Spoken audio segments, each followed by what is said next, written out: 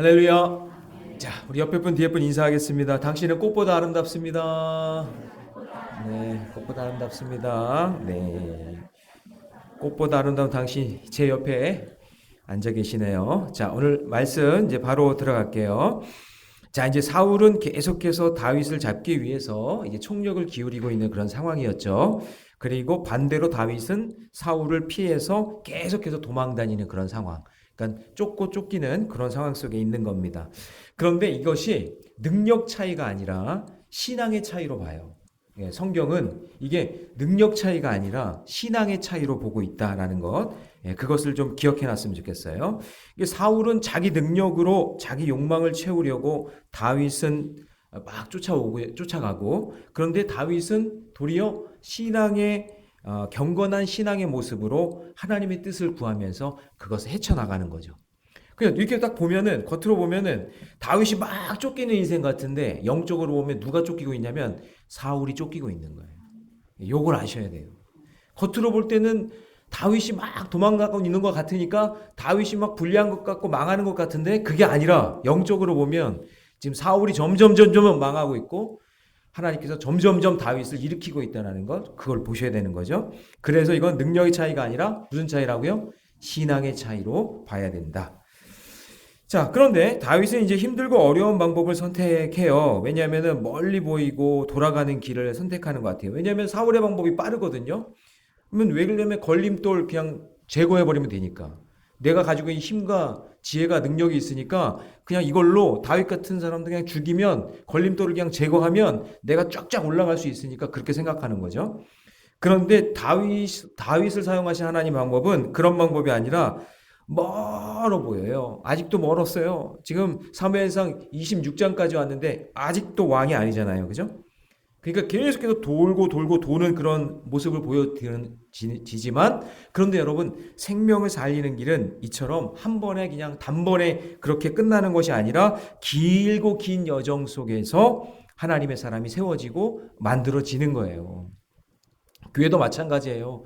직분자가 세워지고 한 사람이 정착하고 믿음의 길을 걷는 게 그렇게 그냥 하루아침에 뚝딱 만들어지는 게 아니에요. 오랜 시간 동안 관계를 맺고 신앙의 그런 어떤 간증과 스토리와 또 하나님이 이렇게 역사해 주시고 인도해 주시는 그런 사건들을 경험하고 그것이 하나하나 쌓이고 한 눈금 한 눈금 그렇게 성장하면서 하나님의 사람이 만들어지고 세워지는 거예요. 그냥 오늘 지금 수요 예배까지 나왔다? 이거 진짜 대단한 믿음이에요. 주일 예배 드렸는데 수요 예배까지 나왔다? 진짜 대단한 믿음이에요. 옆에서 인사합시다. 대단하십니다. 진짜 대단한 거예요, 이게요. 그러다가 금요일 예배까지 나오면 더 대단한 거겠죠? 그러니까 말씀을 사모하는 자리로 계속 이렇게 나오는데 이거 진짜 보통 일이 아니에요. 그러니까 여러분 대단한 신앙생활을 지금 저와 여러분들은 하고 있다는 것을 잊지 마시기 바랍니다. 그래서 상황을 인내해야 하고 사람은 오래 참아야 되는 거예요. 그러면서 하나님의 뜻을 발견하고 믿음의 길을 걷기 시작하는 거죠. 그래서 사울이 왕이 된 것은 인간들의 요구 조건에 맞자마자 단번에 세워진 인간이잖아요. 인간 왕이잖아요. 그런데 다윗을 보세요. 오랜 시간 훈련을 받으면서 하나씩 한 눈금씩 공식적인 왕이 되기 위한 발걸음을 걷고 있는 거죠.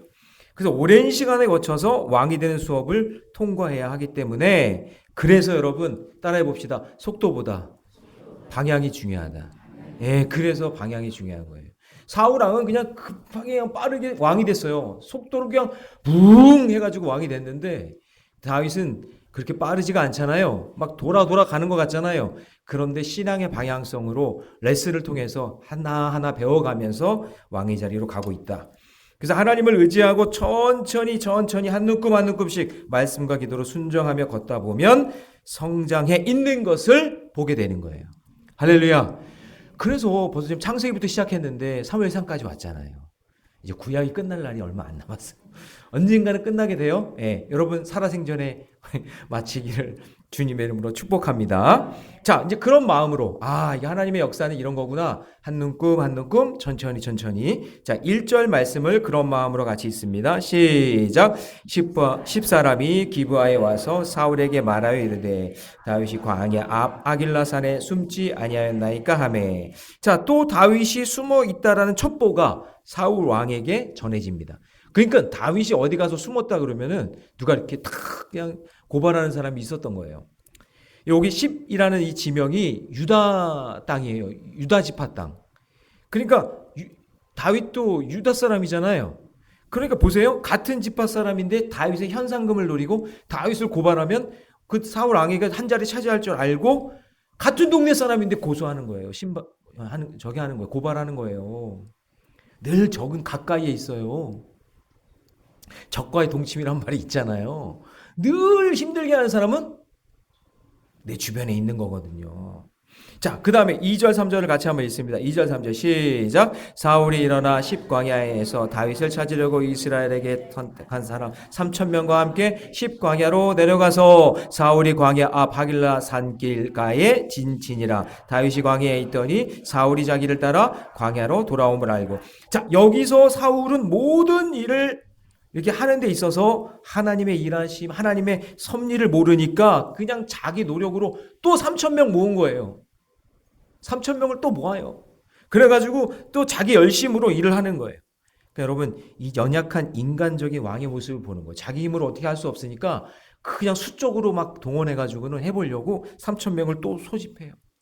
다윗을 죽이려는 일이 하나님이 기뻐하신 일이 아니면 한 번 했다가 안 됐으면 빨리 돌이키고 회개하고 하나님 잘못했습니다. 그렇게 해야 되는데 그게 아니라 그때는 뭐가 잘못된 거야. 그때는 우연이야. 이거는 운이 안 좋아서 그래. 그런 식으로 생각하면서 계속해서 죄를 짓는 거예요. 여러분, 죄를 짓는 사람의 속성이 뭐냐면 이번은 안 들키겠지예요. 잘 보세요. 죄 짓는 사람의 속성을 보면 이번에 안 들키겠지? 이번에 잘 되겠지? 이번에는 한탕 하겠지? 이번에는 대박 나겠지? 그거예요. 그게 다 죄성이란 말이죠. 이런 식으로 계속 생각하면서 죄를 짓는 거예요. 마치 여러분 애굽의 바로왕이 그게 마음이 완악했잖아요. 그래서 모세가 재앙을 몇 번이나 내려요? 10번이나 내잖아요. 그죠? 그 재앙 10가지 다 외우세요? 그냥 물이 그냥 피로 바뀌고 개구리가 갑자기 막 많아지고 이가 막 갑자기 많아지고 그냥 메뚜기가 막 오고 파리가 막 몰려들고 근데 그때마다 괴로웠는데 생각하는 거예요. 무슨 생각하는지 아세요? 이거 우연이지 뭐. 파리가 갑자기 많아질 수도 있지. 개구리들이 알을 많이 낳나? 그래 개구리가 많아질 수도 있지. 그러면서 이거 우연이야. 이거 하나님의 그런 게 아니야. 그러면서 계속 넘어간다. 그렇게 넘어가는 거예요. 그럼 또 죄짓고 또 죄짓고. 그러다가 하나님이 너무 이거 알아듣지 못하니까 하나님의 살아계심을 알게 하시려고 마지막 게 뭐였냐면 6월절 어린 양의 피를 문설주와 임방에 바르면 예전에는 랜덤이었어요. 그죠? 랜덤으로 고통받았는데 이제는 그게 아니라 하나님이 딱 지명하잖아요. 장자들은 다 죽는 거예요. 하도 알아듣지 못하니까. 이거 그냥 우연이지. 이거 그냥 지나가고 말 거야. 라고 계속해서 그런 생각만 하니까 10번까지 그렇게 되니까 그냥 하나님이 그냥 딱 집어서 장자들 다 죽게 하는 거예요. 그래서 여러분 어떤 성도가 이것도 우리들의 속성인데 중병에 걸렸다가 하나님의 은혜로 성도들이 그냥 기도해서 살아났으면 그럼 그 하나님 은혜죠. 감사한 일이죠. 그런데 그 은혜가 진짜 지나면 다 까먹어요. 그래서 은혜는 무슨 은혜? 이거 우연이야. 뭐 내가 의사를 잘 만나서 그렇지. 막 그런 식으로 하면서 자기 신앙을 자꾸 깎아먹는 거예요. 그래서 여러분 지금 사울을 보세요. 하나님의 뜻을 알지 못하니까 나라 지키고 백성을 돌보는 게 아니라 다윗을 제거해서 자기 그 왕좌를 지키는 일에 애꿎은 백성들만 3,000명 동원해가지고 막 움직이게 하는 거예요. 여러분 3,000명이면 전쟁이에요. 전쟁을 치르는 일에 3,000명 움직이는 것도 쉬운 일이 아닌데 다윗 한 사람 잡으려고 몇 명이요? 30명? 300명? 3,000명을 동원하는 거예요. 이거 정말 어리석은 거죠. 그들 밥을 어떻게 먹였을까? 3,000명 데리고 다니면서. 아니 전쟁을 위한 일도 아닌데 이렇게 어리석어요. 자, 그러나 여러분 다윗은 인간의 우연이 아니라 하나님의 섭리를 믿고 하나님의 은혜를 믿으니까 조금씩 성장하는 모습을 보여주죠. 자, 이제 보세요. 4절 같이 있습니다. 시작. 이에 다윗이 뭐를 보내요? 자, 여기 정탐꾼을 보내는 거 여태까지 이런 거 없었죠. 근데 다윗이 이제 정탐꾼을 보내서 사울이 어떤 상황인지를 보게 하려고 합니다. 5절 같이 있습니다. 시작. 다윗이 일어나 사울이 진친 곳에 이르러 사울과 넬의 아들 군사령관 아브넬이 머무는 곳을 본즉 사울이 진영 가운데에 누웠고 백성은 그들을 둘러 진쳤더라. 그러니까 지금 진치고 있고 어디에 있다라는 걸 어떻게 알았냐? 이제 다윗이 어느 정도 이제 성장을 하는 거예요. 조금씩. 그래서 정탐꾼을 보내서 알게 되는 거죠. 그러니까 다윗의 일행들도 한 눈금씩 조력자들이 생기고 그리고 조직력을 갖추기 시작하는 거죠. 그냥 도망만 다니는 게 아니라 사울의 공격 루트를 지금 파악을 하기 위해서 정탐꾼을 보냈다라는 거예요. 자, 그러면 3,000명의 군사가 사울 왕을 보호하고 있어요. 그럼 그 당시 명장이었던 사울 왕의 사촌 아브넬이 있었거든요. 이 아브넬이 엄청난 장군인데 사울을 옆에서 딱 보디가드처럼 딱 지키고 있는 거예요. 그런데 지금 여러분 3,000명이 에워싸고 있고 아브넬이라는 엄청난 장군이 사울을 보호하고 있는데 믿음으로 정탐꾼을 보내서 어떻게 하고 있냐는 것을 보기 위해서 다윗이 지금 하나님의 섭리를 믿으면서 지금 공격은 아니지만 정탐하러 보냈다는 것은 지금 엄청난 성장을 이루고 있는 거죠. 자, 근데 여기서 깨닫게 된 건 뭐냐? 다윗의 영적인 세력이 커지니 지금 다윗의 마음속에 정탐꾼의 마음속에는 자, 3,000명이 두렵지 않은 거예요. 다른 말로 하면 이제 사울도 두렵지 않은 거예요. 자, 이제 여기쯤 와서는 이제 사울이 두렵지 않고 아무리 많은 사람이 공격을 해도 3,000명이 모였어도 이제 두렵지 않다. 이제 점점점 하나님이 세운 왕으로서의 담대한 모습이 드러나기 시작하는 거예요. 자, 그 다음 이제 6절입니다. 같이 있습니다. 시작. 이에 다윗이 햇사람 아비멜렉과 수루아의 아들 요압의 아들 아비새에게 물어 이르되 누가 나와 더불어 진영에 내려가서 사울에게 이르겠느냐 하니 아비새가 이르되 내가 함께. 자, 이 당시에 다윗에게 오른팔과 왼팔과 같은 사람이 햇사람 아히멜렉과 수루아의 아들, 수루아는 누구냐면 다윗의 누이죠. 예, 그 아들 요압의 아우 아비새예요. 자, 그러면 여기서 아히멜렉, 그러니까 여러분 다윗과 일행들에게 먹을 걸 줬던 제사장 생각나죠? 동명이인이에요. 동명이인. 그러니까 도액이가 나중에 밀고 당해서 죽게 되긴 하지만 동명이인인데 앞에 보니까 햇사람으로 되어 있으니까 햇사람은 이방 사람이에요. 유다랑 상관이 없는 거예요. 그러니까 이방 사람인데 다윗이 너무 좋아서 다윗 편에 들어와 가지고 나중에 계명을 해서 신앙적인 이름을 얻어서 다윗과 함께하는 사람. 그리고 수루아는 다윗의 누나인데 이 아비새는 다윗에게 조카면서도 가장 협조적으로 도왔던 사람. 그러니까요, 지금 다윗의 주변에는 이방인이든 아니면 가족이든 다윗을 돕고자 하는 사람들이 옆에 딱 붙어 있는 거예요. 여러분, 누가 옆에서 도와주면 좋잖아요. 뭔가 이 주의 일을 감당하는 데 있어서 함께 힘내고 함께 해보자고 으쌰으쌰 하면서 격려해주고 위로해주면 힘나요? 힘나요? 그러니까 힘나잖아요. 그렇게 다윗 옆에 이렇게 도움의 동역자들이 있었다는 거죠. 자, 그 다음 7절 같이 있습니다. 다 같이 시작. 다윗과 아비새가 밤에 그 백성에게 나아가 본즉 사울이 진영 가운데 누워 자고 창은 머리곁 땅에 꽂혀 있고 아브넬과 백성들은 그를 둘러. 자, 여러분 여기 밑줄을 한번 쳐봐야 될 게 뭐냐면 창이라는 데다가 한번 동그라미를 쳐놓으세요. 창. 자, 여러분 원래 왕 옆에는 뭐가 있어야 되냐면요, 홀이라는 게 있어야 돼요. 홀. 지휘봉. 네, 지휘봉. 지휘봉이 옆에 왕 옆에 있어야 되거든요. 근데 지금 사울 왕 옆에는 뭐가 있어요? 창이 있어요. 그러니까 사울 왕은 홀이 아니라 늘 창을 옆에 꽂고 사는 사람이에요. 사울은 자다가 깨었을 때 다윗이 보이면 바로 창을 던지겠다 그 얘기예요. 그러니까 사울은 나라를 다스리는 치리하는 그런 홀을 가지고 있는 사람이 아니라 오직 누구만 죽이려고, 다윗만 죽이려고 창만 들고 있는 사람이에요. 자, 여러분 이렇게 사울이 잠을 자고 있는 상황에 다윗과 두 부하가 침투합니다. 자, 그러면서 8절입니다. 다 같이 읽습니다. 시작. 아비새가 다윗에게 이르되 하나님이 오늘 당신의 원수를 당신의 손에 넘기셨나이다. 그러므로 청하오니 내가 창으로 그를 찔러 단번에 땅에 꽂게 하소서. 내가 그를 2번 찌를 것이 없으리이다 하니. 그러니까 사울 왕이 자고 있는 곳까지 들어왔다는 얘기죠. 아니 근데 어떻게 들어왔을까? 그러니까 한번 생각을 해놔 보세요. 아니 어떻게 3,000명이 포위하고 있는데 거기도 어떻게 뚫고 들어왔을까? 그리고 지금 사울이 자고 있는 곳까지 들어왔잖아요. 그러면서 아비새가 다윗에게 말하는 거예요. 사울 왕을 내가 창으로 단번에 죽이겠습니다. 여러분, 세상을 살다 보면 내 옆에 다양한 사람들이 있는데 아비새 같은 사람들도 있어요. 목사님 제가 다 알아서 하겠습니다. 아직까지는 없었어요. 아직까지는 뭐 그렇게 목사님 제가 다 하겠습니다. 뭐 이런 사람 없었는데, 근데 아비새 같은 사람들이 실력도 있고 능력도 있어요. 그래서 마치 다 해줄 것 같이 그렇게 얘기한단 말이에요. 그런데 여러분, 내 옆에 있는 사람도 나의 조력자일지라도 그 사람이 하나님의 계획과 뜻이 아닌 자기 인간의 노력으로 자기 방법으로 뭔가를 하려고 한다면 조심하셔야 돼요. 여러분, 오늘 굉장히 중요한 거예요. 나를 돕는 사람이에요. 나와 함께하는 사람이에요. 조력자예요. 아니 가족이에요.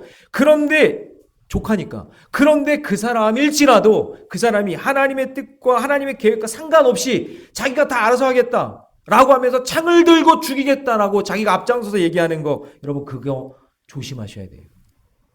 자, 그 다음 9절 같이 있습니다. 다 같이 시작. 다윗이 아비새에게 이르되 죽이지 말라. 누구든지 손을 들어 여호와의 기름 부음을 받은 자를 치면 죄가 없겠니가 하고. 그러니까 다윗이 아비새에게 이렇게 말합니다. 죽이지 말라. 아니 그럼 여기서 질문이 생기죠. 어떤 질문이에요? 아니 도대체 적진 한가운데 왜 들어온 거예요? 옆에 사람이 물어보세요. 왜 들어왔니? 거기까지. 도대체 여기 적진 한가운데까지 왜 들어왔냔 말이에요. 그 3,000명을 뚫고, 그리고 지금 사울 왕이 자는 곳까지, 텐트 안까지 들어온 거예요. 사울 왕이 잠을 잘 자나 못 자나 그거 보려고 왔나? 잠자리를 잘 살펴주려고? 그거 지켜주러 왔나? 아니 여기까지 왔으면 뭔가 해고 가야 될 거 아니에요. 그게 맞다고 생각이 들지 않으세요? 아니 저만 그런가요?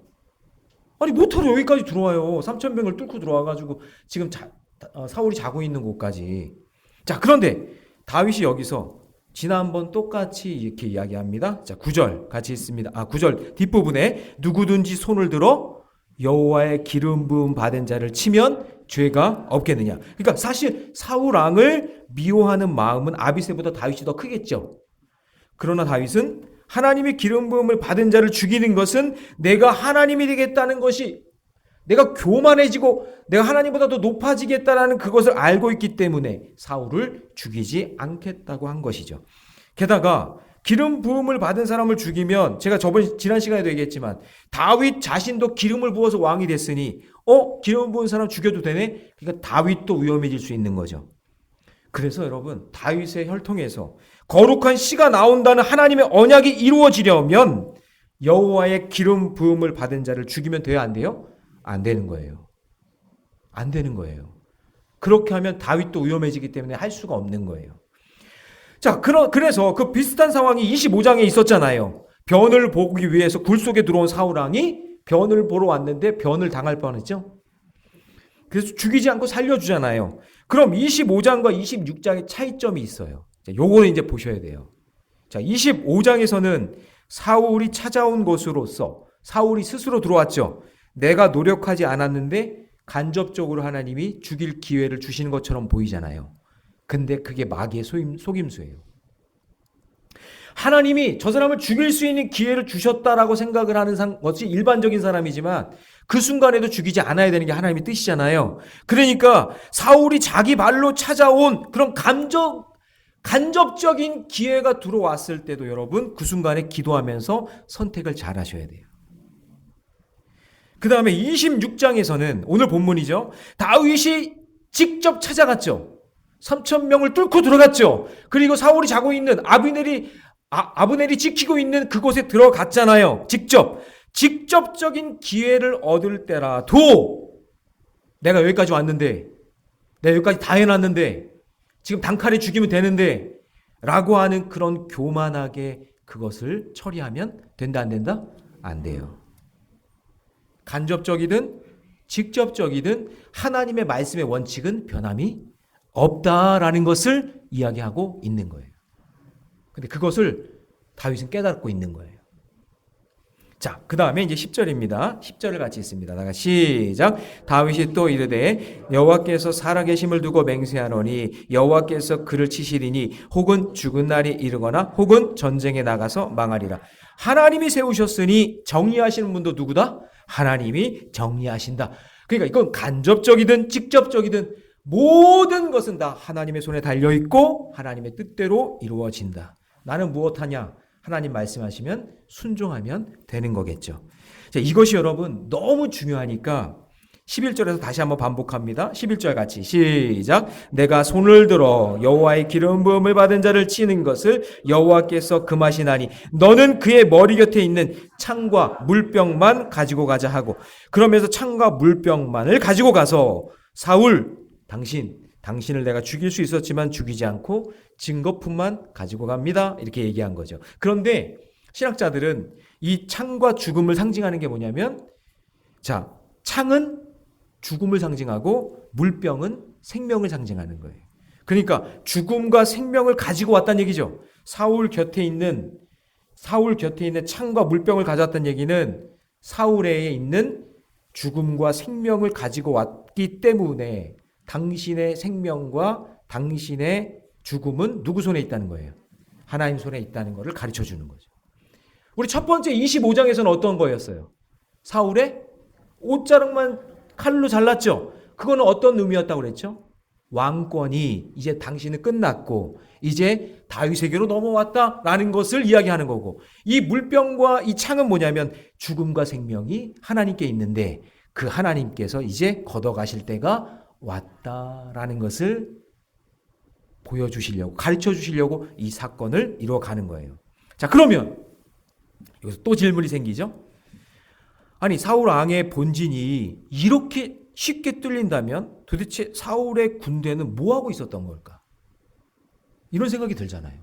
이게 뭐야, 3,000명이나 데리고, 아니 아브넬은 옆에서 뭐하고 이렇게 왔는지도 모르고 이러나? 이런 생각이 들잖아요. 이렇게 쉽게 뚫렸다면 두 가지 중에 한 가지예요. 첫 번째는 군대가 허술하거나, 두 번째는 세상적으로 보면 함정을 파놓은 거예요. 함정을 파놔서 너무나 쉽게 들어온 거야. 그러다가 함정에 덜커덕 걸리는 거. 그런 거 여러분 영화나 이런 거 드라마에서 본 적 있죠. 그런 상황. 자, 그런데 자, 이제 성경을 보셔야 돼요. 이거는 다 사람들의 생각이고 추측이고, 성경 12절. 자, 같이 있습니다. 시작. 다윗이 사울의 머리 곁에서 창과 물병을 가지고 떠나가되 아무도 보거나 눈치채지 못하고 깨어있는 사람도 없었으니 이는 여호와께서 그들을 깊이 잠들게 하셨으므로 그들이 다 잠들어 있었기 때문이었더라. 자, 밑줄 쳐야 되는 분이 어디냐면 여호와께서 그들을 깊이 잠들게 하셨으므로. 자, 깊이 잠들게 하셨으므로라는 이 말이 하나님께서 다윗의 믿음을 시험하시려고 미리 세팅을 해놓으셨다는 이야기인 거죠. 그러니까 3,000명이, 그리고 아브넬이 허술한 그런 군대나 허술한 장군이 아니라 정의 사람들이고 정말 사울을 지키기 위해서 딱 있었던 사람들인데 누가 깊이 잠들게 했다고요? 하나님께서 깊이 잠들어 놓으셨기 때문에 다윗과 그 두 명이 그냥 너무나 쉽게 그 안에 들어갈 수 있었다라는 이야기가 되는 거죠. 자, 그러니까 여러분 3,000명이라는 숫자에 위축당해서 아무것도 못하고 있는 상황인지, 하나님이 도와주시면 그거를 뚫을 수 있는 것인지 그 믿음을 테스트하신 거예요. 결국 다윗이 하나님이 세운 왕으로서 부족함이 있는지 없는지를 확인하시려는 하나님의 방법이었다는 것을 우리가 알 수 있어요. 왜냐? 여기서 12절에서 여호와께서 그들을 깊이 잠들게 하셨으므로. 그래서 여기 깊이 잠들게 하셨다는 이 원문이 어디에 나오냐면요, 또 한 번 나오는데 창세기에 보면 아담이 외로워서 독초하는 게 너무나 외로우니까 하와를 만들어 주시고 싶어서 아담을 어떻게 하죠? 깊이 잠들게 하잖아요. 이게 얼마나 깊이 잠들었냐면 갈빗대를 떼 가는데도 그거를 몰랐대요. 갈빗대를 떼 나가는데. 별로 여러분 안 놀라시는데 갈빗대 막 넣다 뺐다 하시나 봐요? 종종? 갈빗대를 뺐다는 거 이거 진짜 고통스러운 일이잖아요. 죽음에 관련 죽을 수도 있는 일인데 그렇게 깊이 잠들게 하니까 그게 빠진지도 몰랐대요. 그러니까 하나님이 깊이 잠들게 하셨기 때문에 다윗과 일행이 침투를 침투할 수 있었던 거지. 다윗과 이 일행이 능력이 있어서 3,000명이 눈에 안 띄게 싹싹싹 숨어가지고 그냥 기가 막히게 거기 들어가서 그렇게 했던 것이 아니라 하나님께서 그들을 어떻게 해요? 깊이 잠들게 하셨기 때문에 사울의 그 텐트 안까지 들어갈 수 있었다라는 거죠. 그러니까 이 본문을 볼 때 사람들이 다윗과 이 일행들은 정말 대단한 사람들이구나. 싸움도 잘하고 얼마나 기가 막히게 숨어가지고 그냥 거기 들어갔나 그게 아니라 하나님께서 그 길을 다 열어주신 거다라는 거죠. 그러므로 성경에서 사울이 죽을 뻔한 이야기를 계속 보여주는 이유가 뭘까? 이거 계속 반복적으로 지금 또 보여주고 계속 또 보여줄 텐데 하나님 없는 사울처럼 살면 병사가 3,000명이나 있고 아브넬 같은 장수가 내 곁을 지키고 있어도 그 사람은요 그냥 뚫리고 패할 수밖에 없다는 걸 보여주는 거고, 첫 번째 내가 돈이 많고 내가 능력이 많고 내가 백이 많고 내가 맨파워가 세고 내가 엄청난 많은 걸 갖고 있고 배경 지식이 많고 나의 스펙이 대단해도 하나님이 막으시면 소용없고, 동시에 하나님이 다윗과 함께 하시면 다윗이 가는 그 모든 일에 다윗과 동료 2명밖에 안 갔는데 하나님께서 그 길을 열어주셔서 하나님의 섭리와 하나님의 은혜로 3,000명을 다 깊이 잠들게 하고 아브넬 장군이라는 그 사람도 다 잠들게 해서 그 사울 곁에 있는 창과 물병을 들고 나오게 하시는 분이 누구다? 하나님이다. 이 일을 다 하신 분이 누구예요? 하나님이다. 그 얘기예요. 그러니까 여러분 여기서 사울과 다윗의 차이점은 생물학적인 인간, 윤리 도덕적인 인간으로서는 사울과 다윗 딱 보면 차이가 별로 없어요. 인간적으로 보면 그렇게 차이가 없어요. 어찌 보면 사울이 더 나은 사람일 수 있어요. 준수하다는 표현을 많이 하니까. 그런데 오직 한 가지 차이점이 뭐냐면 아까 얘기한 것처럼 신앙의 차이, 믿음의 차이예요. 사울은 하나님이 하시는 모든 일을 뭐라 그랬어요? 이거 우연이야. 어쩌다가 이렇게 된 거지. 라고 생각하니까 영적인 깨달음이 1도 없는 거예요. 하나도 없어요. 하나님이 하신 일을 몰라요. 하나님이 역사하신 일을 몰라요. 하나님의 섭리, 하나님이 여기까지 인도해 주셔서 나를 구해 주시고 인도해 주신 것을 그렇게 고백을 할 줄을 몰라요. 그러나 다윗은 자기에게 주어진 모든 일을 뭐라고 얘기해요? 하나님의 섭리입니다. 하나님의 은혜입니다.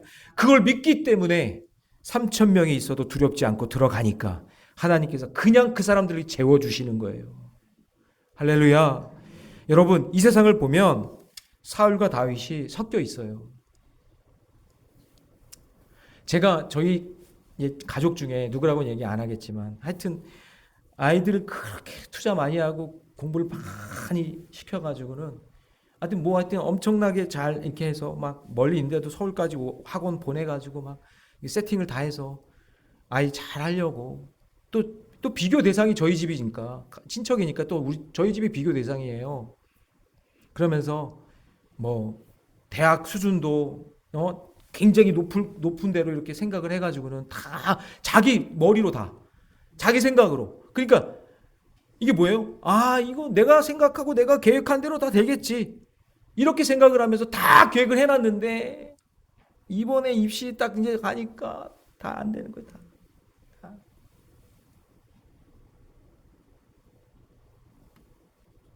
하나님의 섭리를 모르니까, 하나님의 은혜를 모르니까 그냥 자기 능력으로 이렇게 막 투자하고 이렇게 막 하면은 뭔가 될 것 같고 뭔가 이루어질 것 같고 성공할 것 같고 그래서 여기까지 막 왔는데 애한테 그게 안 되니까 애를 막 하여튼 죄송해요. 하여튼 뭐 심한 욕을 해가면서 막.